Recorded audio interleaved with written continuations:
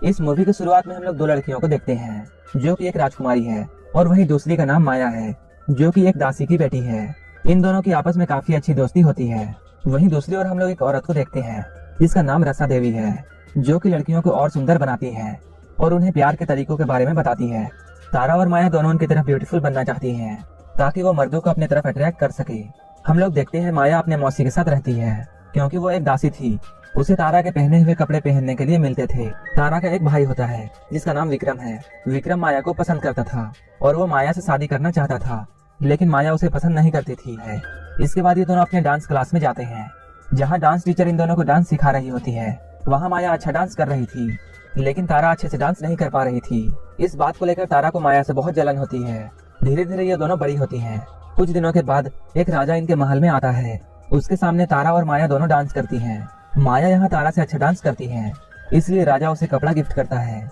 लेकिन तारा को ये सब अच्छा नहीं लगता है और वो फिर से माया को देखकर जलती है।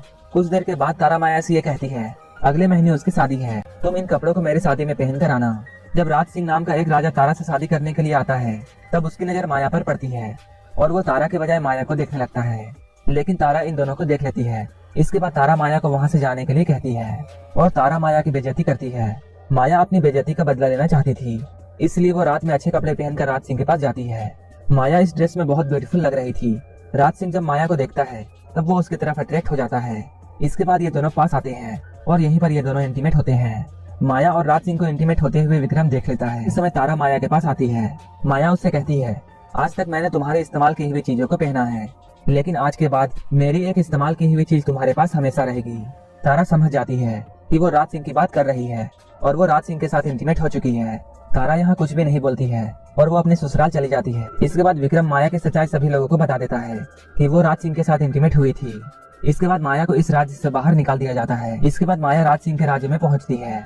वहाँ उसे एक जयसिंह नाम का आदमी मिलता है, वो मूर्तियां बनाता था। इसके बाद जयसिंह माया को रसा देवी के पास लेकर जाता है। माया रसा देवी के पास काफी दिनों तक रुकती है और यहाँ वो काफी कुछ सीखती है कि किस तरह से उसे इंटीमेट होना चाहिए।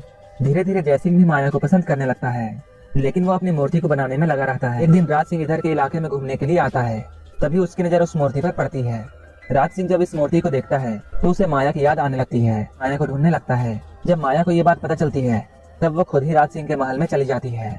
इस महल की दासियां माया को अच्छे से तैयार करती हैं, ताकि वो रात में राज सिंह के साथ इंटीमेट हो सके। हम लोग देखते हैं हमेशा राज सिंह शराब के नशे में होता है और वो रोज अलग अलग लड़कियों के साथ इंटीमेट होता था। उसका मंत्री उसे आकर ये बताता है कि उसके राज्य में किसी और राजा ने हमला कर दिया है, लेकिन फिर भी राज सिंह को कोई फर्क नहीं पड़ता है। सिंह माया के साथ इंटीमेट होता है। इसके बाद राज सिंह जयसिंह को ये कहता है उसे माया की एक और मूर्ति बनानी चाहिए। राज सिंह के जाने के बाद जयसिंह माया से बातें करता है और वो माया को अपने साथ शादी करने के लिए कहता है। ये दोनों एक दूसरे के साथ काफी मजे कर रहे थे, लेकिन इन दोनों की प्रेम कहानी के बारे में राज सिंह को पता चल जाता है। इसके बाद राजा सैनिकों से जयसिंह को पकड़वा देता है।